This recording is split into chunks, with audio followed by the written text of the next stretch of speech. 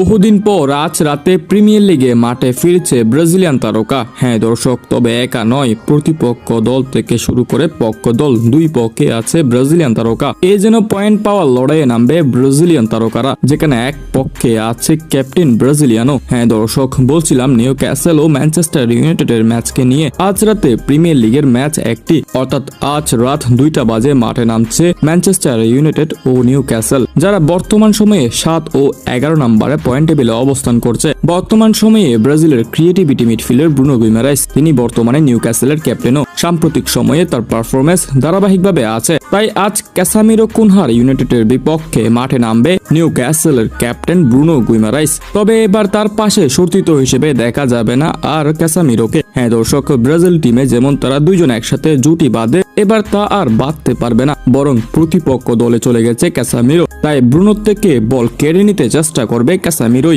এরপর manure forward লাইনে আছে কুনহাও। হ্যাঁ দর্শক, বিগত ম্যাচে কুনহার এসেছে গোল, তাই এই ম্যাচে ব্রুনোর জালবারে গোল দিতে এগিয়ে যাবেন ম্যাথিউস কুনহা। তবে এখানে কি শেষ?